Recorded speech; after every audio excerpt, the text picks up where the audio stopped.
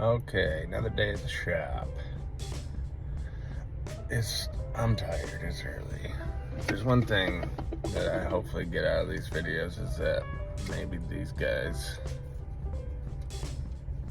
will endorse me. It's backwards, of course, because it's a stupid selfie cam. Monster energy drinks. Been drinking 2 a day since 2011. Anyways, back to the car.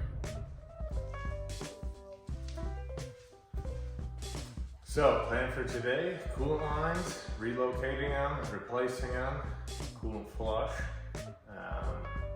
Not really a flush, just drain and fill.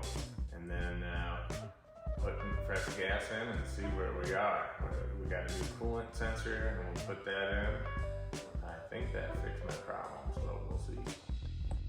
Okay, so as you can see, some of these coolant lines are in, they've seen better days. This one here, that's just a overflow that normally goes down into the abyss there. You can see what my issues here are with this new exhaust. This hose here is coolant. It goes down to a T sort of fitting on the radiator hose. So we gotta move that because that will melt. Not good. Here's another hose that's very hard. It's got some issues here. Barely on the reservoir. That goes up over here to the radiator. So we want to get those fixed for reliability. And then over here, I got lines that are touching in between the exhaust here. One of these is the air conditioning line. I think that's this one here. Hard to tell with the air box on, I can't remember. And then this other one is a coolant line, I believe, down in here. So I gotta route those up, probably somewhere up in here, and down and around, kind of like this line's going. And then should be good. And going back around to the coolant temp sensor. Last time I was here, this sensor here is new. Conveniently, what they've done is they've got, let's see, where am I looking here? It's hard to tell, but this sensor here is the coolant temp. And then around this other side, you can't really see, but it's back in here, is the thermal time switch, which runs the cold start injector here. And that's just a fuel injector they call a cold start valve. And that sprays for like 20 seconds roughly, somewhere in there when you go to start it on a cold start. These two connectors were connected reverse. You can guess, they both work and have the same amount of pins and everything. And what I had suspected was that, because the car would start and then stall, it would start and maybe sputter and not run. And what I was suspecting was that maybe it was getting a signal for the coolant temp sensor off the time switch instead, because they were connected backwards. And then it would shut off after 20 seconds or whatever, and then it wasn't, giving a right signal for the engine. So when I switched these and figured that out, then the cold start valve started working, and it wouldn't start. And I think it was because this didn't have any reference off this original sensor here. So, lo and behold, I get the sensor in and I just plugged it. So this is just reading like, ambient temp. Like if it was a cold, the car's been sitting here for months like it has. And it started right up twice. But I didn't heat cycle it, obviously, because of this. So today we're gonna replace that stuff, and then we're gonna get that sensor put in and see if we can go for a drive. First things first. Number 2.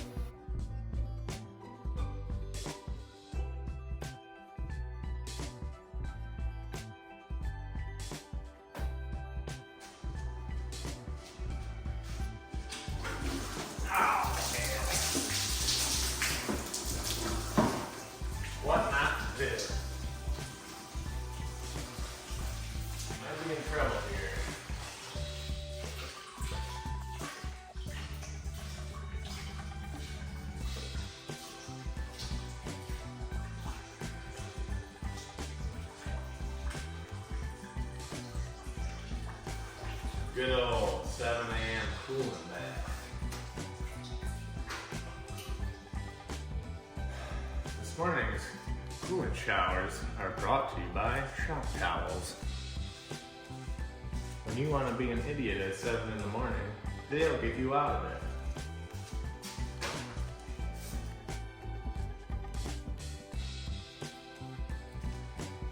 Original crush washer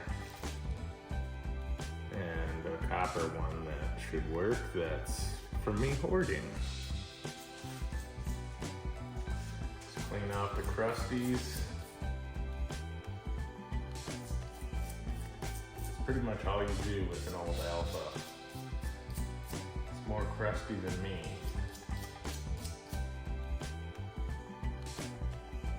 So there you go, nice and clean. Fits right on. Boom.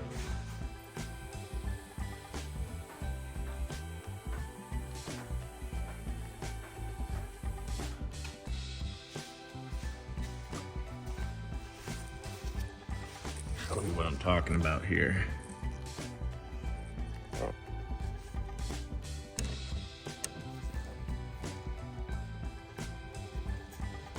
Dusty. This isn't even doing anything anymore either. It's all the way out. Okay, so to give you an idea here, this is the AC hose I was talking about. And then, so you got this AC hose. I'm gonna have to get a kit and extend this because this is obviously not going to work. And this is the clearance that you're left with. This one here is the radiator hose. Well, it's a coolant hose going from the heater core to the thermostat somewhere up in there. See it? So I gotta extend this, move it around. Doesn't look like it's probably the original one anyway, but who knows? They go up into the heater core in there somewhere, which you have to access from in the cabin. But it doesn't look like it's too bad. So we just take this and get rid of it, move it away. This here, I think is, I'm not sure what that is. I think that's for the AC drain, this one, just the evaporator drain. Goes into the firewall. You know, a lot of the stuff you're just trying to figure out on a journey. It's all just a spaghetti mess, no pun intended. So anyway, we'll get that line out. And then I'm gonna have to probably go into the car to get the other side. And these back ones here, I'm gonna also do, which this one, some of these lines we can move out of the way, but this one here is another heater hose that goes to the heater core rather. Again, it's early, sorry. And then that one goes to the reservoir as well. That needs to be changed. So let's go, let's go.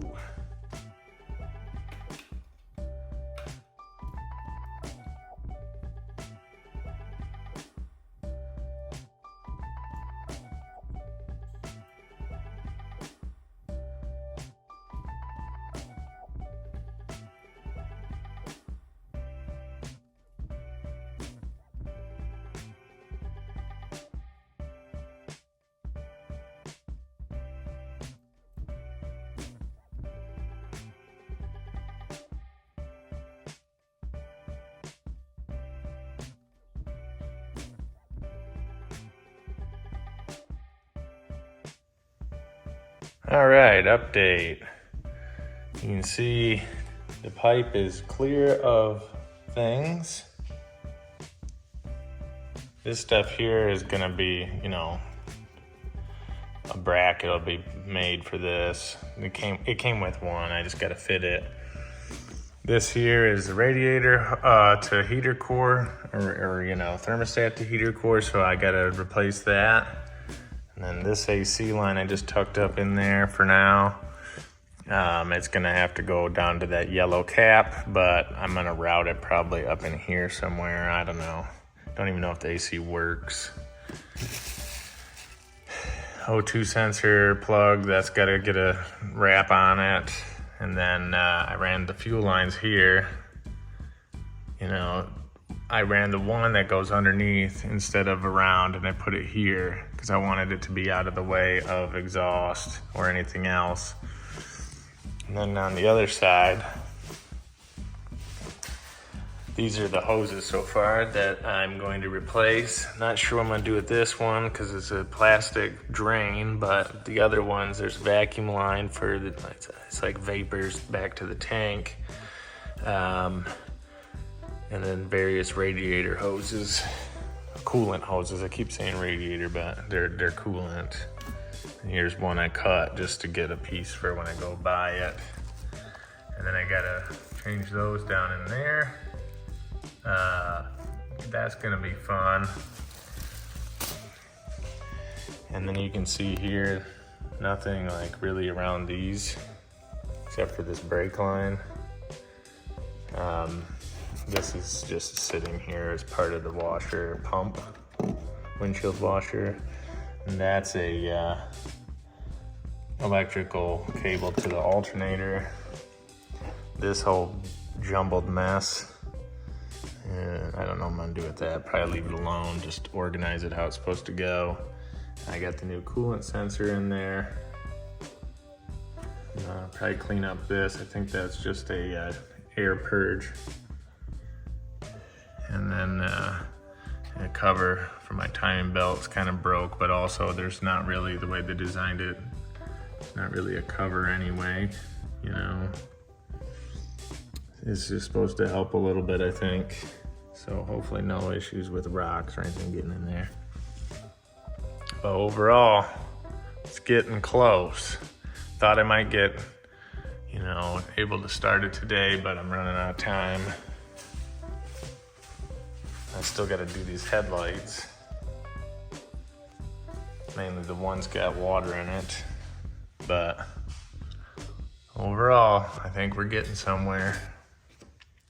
Stay tuned.